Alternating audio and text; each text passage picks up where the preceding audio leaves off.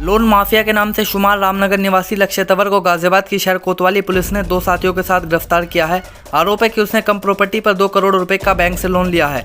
इसके साथ ही आरोपी लक्ष्य तंवर के सहयोगियों के बारे में पता लगाया जा रहा है। कल रात से कविनगर और शहर कोतवाली पुलिस लक्ष्य तंवर से पूछताछ कर रही थी। कविनगर वाले मामले में तो उस पर स्टे निकाला, लेकिन दूसरे मामले में कोतवाली पुलिस ने उसे गिरफ्तार किया है। पकड़े गए आरोपी पर करीब 3 दर्जन से अधिक धोखाधड़ी के मुकदमे दर्ज हैं। गाजियाबाद से सिटी न्यूज़ के लिए विशाल रावत की रिपोर्ट। क्या कार्रवाई की गई है? शासन द्वारा भूमाफियाओं के विरुद्ध चलाए जा रहे अभियान के क्रम में श्रीमान वरिष्ठ पुलिस अधीक्षक महोदय एवं श्रीमान पुलिस अधीक्षक नगर महोदय के निर्देशन में कोतवाली नगर की पुलिस टीम द्वारा आज लक्ष्य तंवर को 2 अन्य साथियों सुनील कुमार व शिवम के साथ गिरफ्तार किया गया है। लक्ष्य तंवर का इसके साथियों का लंबा आपराधिक इतिहास है। कई अन्य थानों में इसकी विरुद्ध मुकदमे हैं, जिससे आवश्यक वैधानिक कार्रवाई की जा रही है। अभियुक्त गणों को माननीय न्यायालय पेश किया जा रहा है। जी बताइए, क्या बताना चाहते हैं लक्ष्य तंवर के बारे में? मेरा नाम LS मौर्य है। मैं पुलिस विभाग से रिटायर्ड डिप्टी SP हूँ। जैसा कि मैंने लगभग 2 ढाई 3 महीने पहले आप लोगों को बताया था कि कोरोना काल ना होता तो लक्ष्य जेल में होता। अब जैसे ही कोरोना काल ख़त्म हुआ है और लक्ष्य को पकड़ के जेल भेज दिया गया, आज लक्ष्य अपने 2 अन्य साथियों के साथ जेल चला गया है। जो पुलिस विभाग ने प्रशासन द्वारा जो सूची जारी की गई है, इसके खिलाफ अब तक 22 मुकदमे पंजीकृत हैं, जिसमें कुछ मुकदमों में ये हाई कोर्ट से बेल अथवा गिरफ्तारी पे स्टे प्राप्त कर चुका है। बाकी जो मुकदमे हैं उसमें इसकी गिरफ्तारी होगी और ये निकट भविष्य में इसके खिलाफ गैंगरेस्टर की भी कार्रवाई होगी। और चूँकि इसने गाजियाबाद की भोली भाली सैकड़ों जनता को धोखे से ठगा है और मैं अंत तक इसके खिलाफ लड़ाई लड़ूंगा और इसको सजा करा के ही छोड़ूंगा। इसमें सीओ साहब एक चीज़ और जानकारी लगी है, जो सीओ साहब से इसमें बात हुई थी कि जो इसमें वादी रहा है पुलिस ने उसको भी जेल इसमें भेजा है। वो क्या कारण रहे हैं उसको जेल भेजने? वो वादी इसमें मुलजिम था।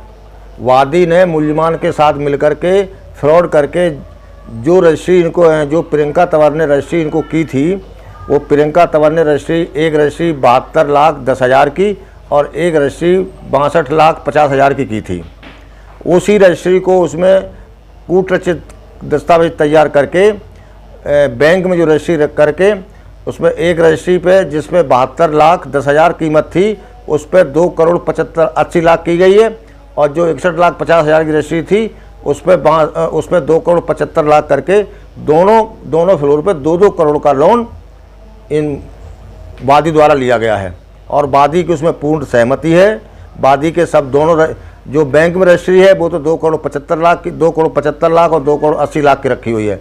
जो रजिस्ट्री दफ्तर से जो रजिस्ट्री प्राप्त की गई है वो उस 61,50,000 और 72,10,000 की है। इसी तरह से प्रियंका तंवर के नाम जिस दिन प्रियंका तंवर के खाते में पैसे आए हैं 2-4 करोड़ रुपया, उस दिन प्रियंका तंवर इस मुकदमे इस प्रॉपर्टी की कहीं से कहीं तक कोई मालिक नहीं थी। ये प्रॉपर्टी लक्ष्य तंवर और लक्ष्य तंवर के पिता अशोक कुमार के नाम थी और इन्होंने एक सुनियोजित तरीके से बैंक मैनेजरों से साठगांठ करके पहले इस पर लोन के कागज़ तैयार करके और प्रियंका तंवर के खाते में लोन ले लिया।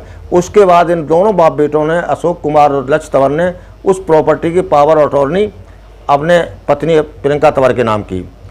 30 जुलाई 2018 को प्रियंका तंवर के खाते में लोन आया और 31 जुलाई 2018 को अशोक ने और लक्ष्य ने उसकी power of attorney Priyanka Tanwar को की।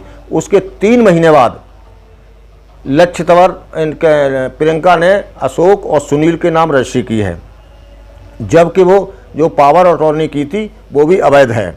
रजिस्ट्रार ने ये लिख कर के दिया है कि जो पावर ऑफ अटॉर्नी हुई है वो गलत है, क्योंकि जो पैसा एक आदेश है महानिरीक्षक निबंधन का कि कोई भी पैसा जो मुक्ताराम करेगा उसके खाते में जाएगा, न कि जिसके नाम मुक्ताराम है उसके खाते में जाएगा। उसके अनुसार भी ये पावर ऑफ अटॉर्नी भी वैध है। उसमें निबंधन ऑफिस के कर्मचारी और ये रजिस्ट्री पावर ऑफ अटॉर्नी करने वाले और कराने वाले तीनों पक्ष दोषी हैं। इसमें पत्नी, जैसे आप बता रहे हैं लोन हुआ है, तो पत्नी या पिता या परिवार में उनको कितना दोषी मानते हैं आप? पत्नी तो उसकी पत्नी मुल्जिम है। इसी मुकदमे में पत्नी के खिलाफ ऑलरेडी मुकदमा लिखा हुआ है और वो भी इसमें बराबर की, इसके पिता भी उसमें मुल्जिम हैं, क्योंकि उन्होंने गलत तरीके से, एक सुनियोजित तरीके से पत्नी लक्ष्य तंवर की पत्नी प्रियंका को बैंक से लोन दिलाने के, बैंक से पैसा लोन लेकर पैसा हड़प करने के उद्देश्य से ये सब कार्रवाई की गई है। ये सीओ साहब सूत्रों से ज्ञात हुआ है कि भाजपा के कुछ बड़े नेताओं ने, जिसमें एक मंत्री ने कल से ही पुलिस पर दबाव बनाने का प्रयास किया। पुलिस उस बात को बताने में आनाकानी करती रही, लास्ट में आके ऊपर से प्रेशर, आप लोगों की मेहनत रंग लाई, पुलिस ने उसमें आज गिरफ्तारी दिखा दी। क्या कहेंगे भाजपा के नेताओं के बारे में कि सुबह से ही उनके फ़ोन? देखिए, लक्ष्य तंवर ने कम से कम 400 से लेकर 500 करोड़ रुपए का गबन पंजाब नेशनल बैंक है फर्जी तरीके से लिया है और इसने लगभग अपने नाम, अपने पत्नी के नाम, अपने पिता के नाम, अपने माँ के नाम और अपने परिवार, अपने जो है इसका काम करते हैं, करीब 4 साल में 20 करोड़ की प्रॉपर्टी करीब करीब खरीदी है, जिसका पूरा डिटेल मेरे पास है। इसके पास इतना पैसा है कि ये पैसे के बल पे कुछ भी करा सकता है। CBI कोर्ट से इसके खिलाफ ऑलरेडी वारंट निकले हुए हैं। हाई कोर्ट ने उसी CBI वाले मुकदमे में पहले बेल खारिज कर दी थी, फिर इसने अपनी जुगाड़ लगा करके हाई कोर्ट से अपने पक्ष में आदेश करा रखे हैं। CBI में जिस मुकदमे में चार्जशीट लगाई है उसमें 3 मुलजिम लगभग 1.5 साल से जेल में हैं। ये जो है ना, ये हाई कोर्ट के कानूनी दावपेच से ये बचता घूम रहा और मुकदमा आज भी उसी स्तर पर लंबित है।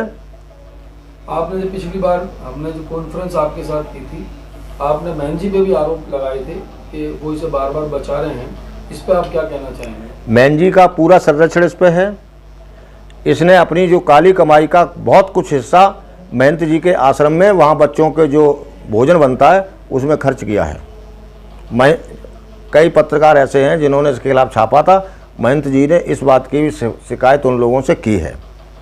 अब जैसे लक्ष्य तंवर जेल चले गया है, अब इसके बाद आगे रणनीति क्या रहेगी आप? आगे रणनीति और भी मुकदमे हैं, जो 5-6 मुकदमे CBI में कायम है।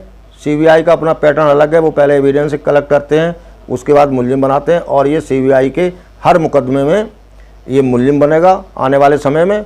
और जो भी लोन हुए हैं, अगर ये हमारी पुलिस कायदे से तफ्तीश करे और जो लोन हुए और उसकी अगर बैंक की डिटेल निकाले कि वो पैसा कहाँ ट्रांसफ़र हुआ, तो सभी दोषी हैं।